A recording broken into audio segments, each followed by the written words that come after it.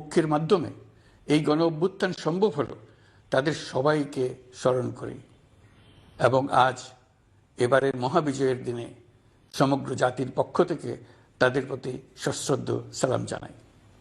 নাগরিক অধিকার ও মর্যাদা নিশ্চিতের জন্য, গণতন্ত্রের জন্য একটি বৈষম্যহীন দেশ গড়ার তাগিদে ছাত্র জনতা স্বৈরাচারের রক্তচক্ষুকে উপেক্ষা করে রক্ত দিয়ে 4 মাস আগে নতুন বাংলাদেশ গড়ার জন্য যে ঐক্য গড়ে তুলেছিল, সে ঐক্য এখনো পাথরের মতো মজবুত আছে। মাত্র কয়েকদিন আগে জাতি আবার গর্জে উঠে সমগ্র পৃথিবীকে সে কথা জানিয়ে দিয়েছে। যখন পরাজিত শক্তি নড়ে চড়ে ওঠার চেষ্টা করছিল, সকল রাজনৈতিক দলের এবং সকল ধর্মের শীর্ষ ব্যক্তিদের এবং ছাত্রদের সমাবেশের মাধ্যমে এক কণ্ঠে সজোরে ঘোষণা দিয়েছিল, আমরা যে নিরেট ঐক্যের মাধ্যমে অভ্যুত্থান করেছি সে ঐক্য আরও জোরদার হয়েছে। 4 মাসের ব্যবধানে আমাদের ঐক্য কোথাও শিথিল হয়নি। নতুন বাংলাদেশ গড়ার সংকল্পে আমরা অটুট আছি। বহির্বিশ্বে চাতুর্যপূর্ণ প্রচারণা দিয়ে যারা আমাদের মধ্যে দূরত্ব সৃষ্টির চেষ্টা করছে, তারা দূরত্ব সৃষ্টি তো করতে পারেইনি, বরং সারা জাতিকে সগৌরবে উচ্চকণ্ঠে তার ঐক্যকে পৃথিবীর সামনে তুলে ধরতে উজ্জীবিত করেছে। পরাজিত শক্তি তাদের পরাজয় কিছুতেই মেনে নিতে পারছে না। তারা প্রতিদিন দেশের ভেতরে এবং বাইরে থেকে জনতার অভ্যুত্থানকে ব্যর্থ করার জন্য বিপুল অর্থ ব্যয়ে নানা ভঙ্গিতে তাদের চেষ্টা চালিয়ে যাচ্ছে। পাচার করা হাজার হাজার কোটি টাকা তাদের আয়ত্তে রয়েছে। তাদের সুবিধাভোগীরা সর্বত্র ছড়িয়ে আছে। আমাদের ঐক্য অটুট থাকলে তারা আমাদেরকে আমাদের লক্ষ্য অর্জন থেকে ব্যর্থ করতে পারবে না। সজাগ থাকুন, নিজের লক্ষ্যকে জাতির লক্ষ্যের সঙ্গে একীভূত করুন। পৃথিবীর কোনো শক্তিই আমাদেরকে আমাদের লক্ষ্য অর্জন থেকে বিচ্যুত করতে পারবে না। আমি দেশের গণমাধ্যম কর্মী ও জনগণের প্রতি আহ্বান জানাই, বিশ্বের কাছে দেশের প্রকৃত চিত্র তুলে ধরুন। অপপ্রচারের বিরুদ্ধে সত্যই হোক আমাদের হাতিয়ার। জাতির এই নিরেট ঐক্য এই বছরের বিজয় দিবসকে স্মরণীয় করে রাখবে, ইতিহাসের অনন্য স্থানে প্রতিষ্ঠিত করে রাখবে।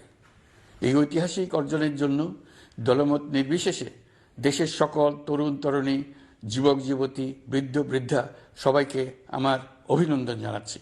এই ঐক্যের জোরে আমরা আমাদের সকল সমস্যার দ্রুত সমাধান নিশ্চিত করতে পারব। এই বিজয় মাসে আমাদের গণ অভ্যুত্থানকে অভিনন্দন জানাবার জন্য, আমাদের বিজয় দিবসে যোগ দেবার জন্য ঢাকায় এসছেন পূর্ব তিমুরের রাষ্ট্রপতি, নোবেল শান্তি পুরস্কার বিজয়ী প্রেসিডেন্ট হোসে রামোস হর্তা। তিনি তার দেশের মুক্তিযুদ্ধে নেতৃত্ব দিয়েছেন। আমাদের দেশের মুক্তিযুদ্ধ তাকে অনুপ্রাণিত করেছিল। 2002 সালে পূর্ব তিমুর স্বাধীন রাষ্ট্র হিসেবে প্রতিষ্ঠিত হয়। আমাদের জাতীয় উৎসবে শরীক হওয়ার জন্য জাতির পক্ষ থেকে তাকে আমরা স্বাগত জানাচ্ছি। কয়েকদিন আগে ইউরোপীয় ইউনিয়নের 19 জন রাষ্ট্রদূতের সঙ্গে আমার বৈঠক হয়েছে। এই প্রথমবারের মতো ইউরোপিয়ান ইউনিয়নের প্রায় সকল দেশের রাষ্ট্রদূতগণ একসঙ্গে ঢাকায় এসে সরকারের সঙ্গে বৈঠক করলেন। এই দেশগুলোর বেশিরভাগ দূতাবাস দিল্লিতে। তারা অনেকেই আগে কোনোদিন ঢাকায় আসেননি। এটি একটি ঐতিহাসিক ঘটনা। একত্রে ঢাকায় আসলেন শুধু এই বার্তা দেওয়ার জন্য যে ইউরোপীয় ইউনিয়ন বাংলাদেশকে সর্বোচ্চ সমর্থন ও সহযোগিতা দেওয়ার জন্য প্রস্তুত। অন্তর্বর্তীকালীন সরকারের সংস্কার উদ্যোগ এবং গণতান্ত্রিক পদ্ধতিতে নির্বাচনের প্রক্রিয়ার কথা আমি তাদেরকে জানিয়েছি।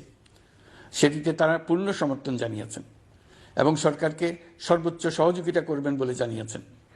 বাংলাদেশের বিরুদ্ধে অপপ্রচার এবং ভুল তথ্য প্রচারের বিষয়েও আমি ইউরোপীয় ইউনিয়নের কূটনীতিকদের জানিয়েছি।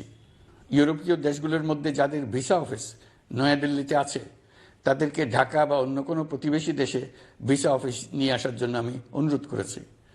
আমি বলেছি, ইউরোপীয় দেশগুলোর বিশ্ববিদ্যালয়ে ভর্তির জন্য অনেক বাংলাদেশি শিক্ষার্থীর ভিসা পেতে সমস্যা হয়। তারা যদি ভিসা সেন্টার ঢাকায় নিয়ে আসেন, তাহলে আমাদের ছেলে মেয়েদের ভোগান্তি কমে যাবে। এছাড়া অর্থনৈতিক ও সামাজিক ক্ষেত্রে তাদের সহযোগিতার মাত্রা বাড়ানোর বিষয়ে আমি আলাপ করেছি। বিশ্বব্যাংক সহ অন্যান্য সকল দাতা প্রতিষ্ঠানসমূহের কাছে আমাদের অর্থনীতির ভবিষ্যৎ সম্বন্ধে আস্থা প্রতিষ্ঠিত করতে অন্তর্বর্তীকালীন সরকার সক্ষম হয়েছে। তারা নতুন উদ্যোগে এবং নতুন উৎসাহে আমাদের সঙ্গে নতুন আর্থিক সম্পর্ক গড়ে তুলতে এগিয়ে এসছে। অর্থনীতির সাফল্যের ব্যাপারে দেশে এবং বিদেশে আস্থার সৃষ্টি হয়েছে। অন্তর্বর্তী সরকার যখন দায়িত্ব গ্রহণ করে, অর্থনীতি তখন ভেঙে পড়ার অবস্থায়। গত 4 মাসে এই অবস্থার বিরাট পরিবর্তন হয়েছে। ব্যাংকিং ব্যবস্থায় আস্থা এবং নিয়ম শৃঙ্খলা ফিরে আসছে। কোনো ব্যাংক বন্ধ করে দিতে হয়নি। ব্যাংক যত দুর্বলই হোক তাকে টিকিয়ে রাখার ব্যবস্থা করা হয়েছে। প্রথম দিকে আমানতকারীর টাকা উত্তোলনের ব্যাপারে বিধিনিষেধ আরোপ করা হয়েছিল, এখন সেটা তুলে দেওয়া হয়েছে। বাংলাদেশ ব্যাংক সকল ব্যাংককে আমানতকারীর আমানত ফেরত দেওয়ার জন্য নতুন টাকার সরবরাহ দিতে প্রস্তুত হয়েছে। আশা করি এতে ব্যাংকিং ব্যবস্থায় সকলের আস্থা ফিরে আসবে। প্রিয় দেশবাসী, আমাদের সরকারের শুরুতেই একটি কমিটি নিয়োগ করেছিলাম, শ্বেতপত্র প্রণয়ন কমিটি। এই কমিটির কাজ ছিল অভ্যুত্থানের পর অর্থনীতি কোন পরিস্থিতিতে যাত্রা শুরু করলো তার একটা দলিল রচনা করা। এতে কি পেলাম কি পেলাম না তার একটা চিত্র তুলে ধরার দায়িত্ব দেওয়া হয়েছিল এই কমিটিকে।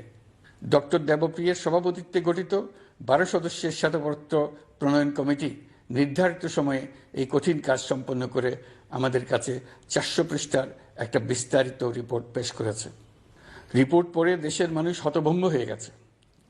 দেশে বিদেশে অনেক প্রতিষ্ঠান ও ব্যক্তি গভীর আগ্রহ নিয়ে এই রিপোর্টটি সংগ্রহ করছে। দেশের মধ্যে পত্রপত্রিকা, সেমিনার, আলোচনা সভা, টেলিভিশনে এই নিয়ে প্রচুর আলোচনা হচ্ছে। ফ্যাসিবাদী সরকার দেশের অর্থনীতিকে ভেঙে দিয়ে গেছে, এটা সবাই বুঝতে পারছিল, কিন্তু অর্থনীতিকে কি পরিমাণ ধ্বংসস্তূপে পরিণত করে দিয়ে গেছে তার পরিমাপ সম্বন্ধে কোনো ধারণা করতে পারছিল না। শ্বেতপত্র প্রণয়ন কমিটি হিসেব নিকেশ করে এর পরিমাণ বের করে দিয়েছে। এই রিপোর্ট পড়ে সকলে অবিশ্বাস্য চোখে একে অপরের দিকে তাকাচ্ছে, কারো মুখে কথা বেরোচ্ছে না। দিন দুপুরে সকলের সামনে থেকে হাজার হাজার কোটি টাকা ব্যাংক থেকে পাচার করে নিয়ে গেছে। কেউ বলার ছিল না, কেউ দেখার ছিল না। যারা নিয়ে গেছে তাদেরকে কেউ বাধা দেয়নি, বরং সর্বস্তরে সবাই আগ্রহ সহকারে তাদের সঙ্গে সহযোগিতা করেছে, কারণ তারা সব আপন লোক। বিশাল বিশাল প্রকল্প নেওয়া হয়েছে ঋণের টাকায়। এসব প্রকল্পের মোড়কে বিশাল বিশাল অর্থ লুটপাট করেছে। প্রকৃত ব্যয়ের চাইতে কত বেশি ব্যয় ধরে কাদের হাতে টাকাটা পাচার করে দেওয়া হয়েছে তাও এই প্রতিবেদনে তুলে ধরা হয়েছে। শ্বেতপত্র প্রণয়ন কমিটি তাদের প্রতিবেদনে তুলে ধরেছে যে বার্ষিক উন্নয়ন ব্যয়ের প্রায় অর্ধেক টাকায় লুটপাট হয়েছে। দেশে এমন ধরনের পোষ্যতোষী পুঁজিবাদ তৈরি করা হয়েছিল যার সুবিধাভোগী ছিল স্বৈরাচার ও তার সহযোগীরা। প্রতিবেদনে উল্লেখ করা হয়েছে যে নির্দিষ্ট কিছু গোষ্ঠীকে সুবিধা দিতে যে পরিমাণ কর ছাড় দেওয়া হয়েছে সেটা অর্ধেকে নামিয়ে আনা গেলে দেশের শিক্ষা বাজেট দ্বিগুণ, স্বাস্থ্য বাজেট 3 গুণ করা সম্ভব ছিল। পাচার করা এই টাকা আপনাদেরই টাকা। তারা প্রকাশ্যে আপনাদের কষ্টার্জিত টাকা লুট করে বিদেশে ভোগবিলাসে ব্যয় করছে। সম্প্রতি গার্ডিয়ান পত্রিকাতেও পাচার করা টাকায় গড়ে তোলা সম্পদের পাহাড় নিয়ে একটা সচিত্র প্রতিবেদন প্রকাশিত হয়েছে।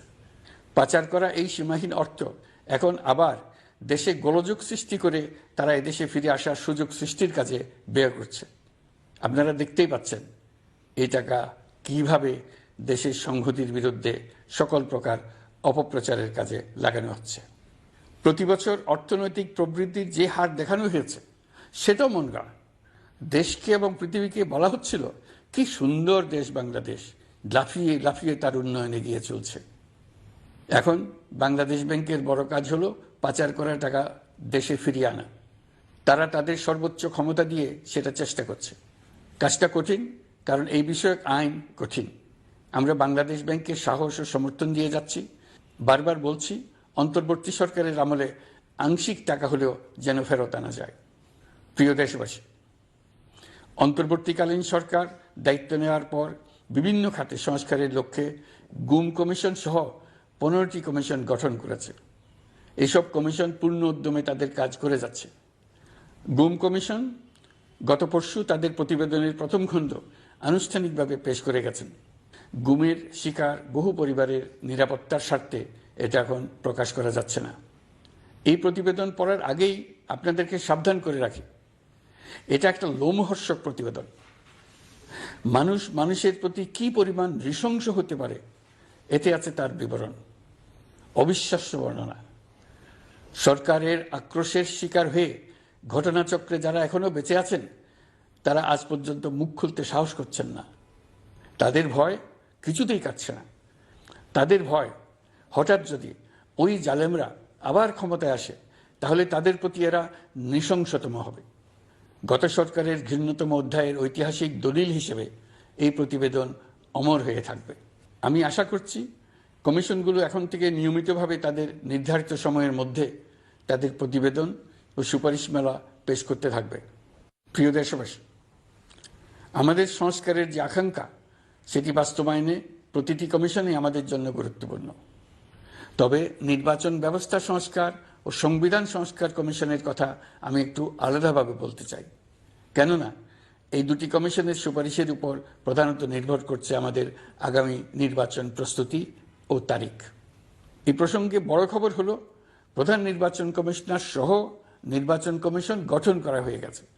কমিশন দায়িত্ব গ্রহণ করেছে। এখন থেকে তাদের হাতে দায়িত্ব ন্যস্ত হলো ভবিষ্যৎ সরকার গঠন করার প্রক্রিয়া শুরু করার। তারা তাদের প্রস্তুতির কাজ শুরু করেছেন। তাদের হাতে অনেক কাজ।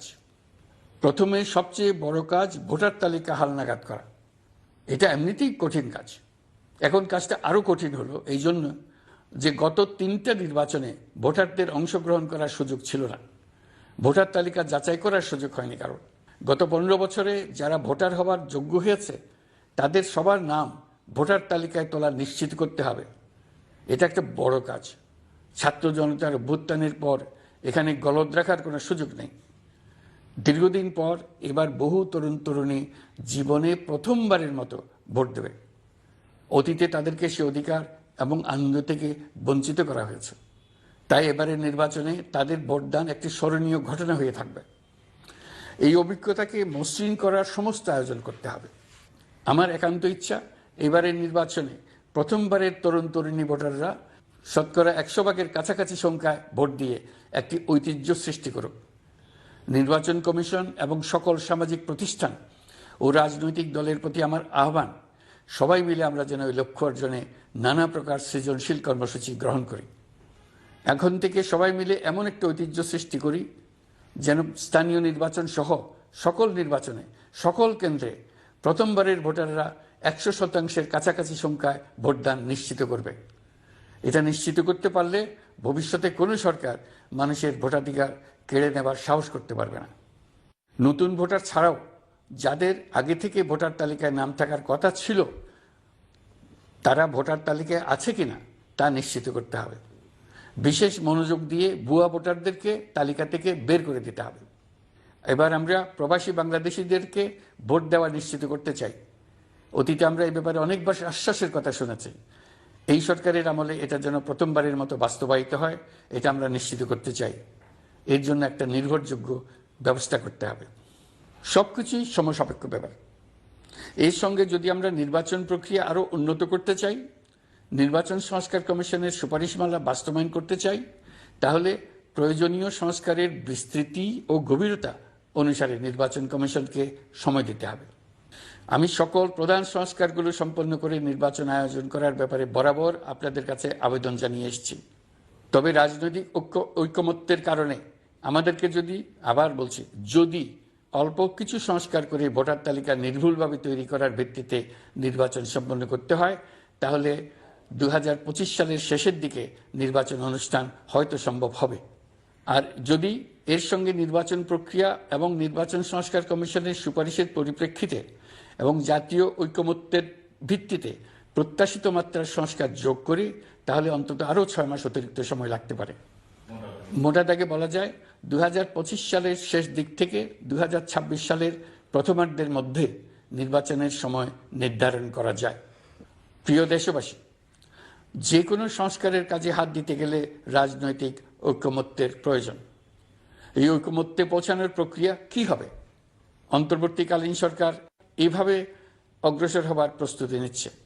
অন্তর্বর্তীকালীন সরকার প্রথম পর্যায়ে 6টি সংস্কার কমিশন গঠন করেছে। এরা শীঘ্রই চূড়ান্ত প্রতিবেদন পেশ করবে বলে আশা করি। আমরা এই 6 কমিশনের চেয়ারম্যানদের নিয়ে একটি জাতীয় ঐকমত্য গঠন কমিশন প্রতিষ্ঠা করার দিকে অগ্রসর হচ্ছে। এর কাজ হবে রাজনৈতিক দল সহ সকল পক্ষের সঙ্গে মতামত বিনিময় করে যে সমস্ত বিষয়ে ঐকমত্য স্থাপন হবে সেগুলো চিহ্নিত করা এবং বাস্তবায়নের জন্য সুপারিশ করা। যেহেতু জাতীয় ঐকমত্য প্রতিষ্ঠা করা অন্তর্বর্তীকালীন সরকারের অতি গুরুত্বপূর্ণ দায়িত্ব, তা বিবেচনা করে আমি এই কমিশনের চেয়ারম্যানের দায়িত্ব পালন করব। আমার সাথে এই কমিশনের সহসভাপতির দায়িত্ব পালন করবেন অধ্যাপক আলী রিয়াজ। কমিশন প্রয়োজন মনে করলে নতুন সদস্য কোঅপ্ট করতে পারবে। প্রথম 6টি কমিশনের চূড়ান্ত প্রতিবেদন পাওয়ার পর আগামী মাসেই জাতীয় ঐকমত্য গঠন কমিশন তার কাজ শুরু করতে পারবে বলে আমি আশা করছি। এই নতুন কমিশনের প্রথম কাজ হবে নির্বাচন অনুষ্ঠানের জন্য যে সমস্ত সিদ্ধান্ত জরুরি সেই সমস্ত বিষয়ে তাড়াতাড়ি ঐকমত্য সৃষ্টি করা এবং সকলের সঙ্গে আলোচনা করে কোন সময়ে নির্বাচন অনুষ্ঠান করা যায় সেই ব্যাপারে পরামর্শ চূড়ান্ত করা। প্রিয় দেশবাসী, নির্বাচন আয়োজন ও সংস্কার ছাড়াও আপনারা আমাদের উপর অনেকগুলো দায়িত্ব দিয়েছেন। এর মধ্যে রয়েছে অর্থনীতি পুনরুদ্ধার ও মানুষের জীবনমান উন্নয়ন। ফেসিবাদী সরকারের কাছ থেকে আমরা বিপর্যস্ত এক অর্থনীতি পেয়েছি। আমাদের বৈদেশিক রিজার্ভ তলানিতে গিয়ে থেকেছিল। 2024 সালের নভেম্বরে রপ্তানি আয়ের পরিমাণ ছিল $4.12 বিলিয়ন, যা আগের মাসের তুলনায় 15.63% বেশি। সামগ্রিকভাবে 2024 সালের জুলাই নভেম্বর সময়কালে রপ্তানি $16.11 বিলিয়ন পৌঁছেছে। গত বছর একই সময়ে রপ্তানি আয় ছিল $14.34 বিলিয়ন। বছরের হিসাবে এই প্রান্তিকে রপ্তানি আয়ের প্রবৃদ্ধি 12.34%। বৈদেশিক মুদ্রার রিজার্ভ $19 বিলিয়ন পৌঁছেছে।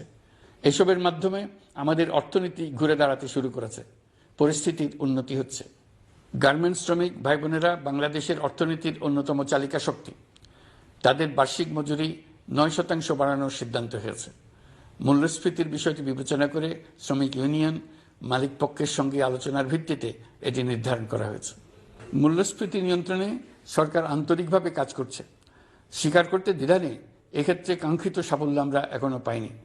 তবে আমার বিশ্বাস মূল্যস্ফীতি শিগগিরই কমে আসবে। গত কয়েক মাসে বাজারে কিছু পণ্যের দাম বেড়েছে। আমরা সরবরাহ বাড়িয়ে, আমদানিতে শুল্ক ছাড় দিয়ে, মধ্যস্বত্বভোগীদের দৌরাত্ম্য কমিয়ে এবং বাজার তদারকির মধ্য দিয়ে জিনিসপত্রের দাম কমিয়ে আনার চেষ্টা করছি। পরিবহন খাতে চাঁদাবাজি এখনও পুরোপুরি বন্ধ করা যায়নি। এটা সম্ভব হলে আমরা আশা করি জিনিসপত্রের দাম আরও কমে আসবে। আমরা আপনাদের কষ্টে সমব্যথী। তবে আমরা জানি সরকারের কাজ কেবল সমবেদনা জানানো নয়। আমরা আপনাদের কষ্ট কমিয়ে আনতে সকল রকম চেষ্টা চালিয়ে যাচ্ছি। আসন্ন রমজানে দ্রব্যমূল্য সহনীয় রাখতে আমরা সবার সহযোগিতা চাই। আমরা ইতিমধ্যে ব্যবসায়ীদের সঙ্গে কথা বলেছি। তারা আমাদের কাছে ওয়াদা করেছে বাজারে পণ্য সরবরাহে কোনো সংকট হবে না। অতিরিক্ত মুনাফার লোভে যদি কেউ কৃত্রিম কোনো সংকট সৃষ্টির চেষ্টা করে আমরা তাকে কঠোর হাতে দমন করব। বাজার সিন্ডিকেটের দৌরাত্ম্য বন্ধ করতে বিকল্প কৃষি বাজার চালু করার লক্ষ্যে আমরা কাজ করে যাচ্ছি। প্রিয় দেশবাসী, হত্যাযজ্ঞের সাথে জড়িত পতিত স্বৈরশাসক ও তার দোসরদের বিচার কার্যক্রম এগিয়ে চলছে। এই জন্য আন্তর্জাতিক অপরাধ ট্রাইব্যুনাল আইন সংশোধন করা হয়েছে। বিচার প্রক্রিয়ার স্বচ্ছতা নিশ্চিত করার জন্য আসামিদের বিদেশি আইনজীবী নিয়োগের সুযোগ দেওয়া হয়েছে। আত্মপক্ষ সমর্থনের সব ধরনের সুযোগ তারা পাবেন। বিচার প্রক্রিয়া সাংবাদিক, মানবাধিকার কর্মী ও অন্যান্য পর্যবেক্ষকদের জন্য উন্মুক্ত রাখা হয়েছে। বিচারের যে কোনো অংশ চাইলে যে কেউ রেকর্ড করার সুযোগ পাবেন। আইসিসি প্রসিকিউটর করিম খান সম্প্রতি আমার সাথে দেখা করেছেন।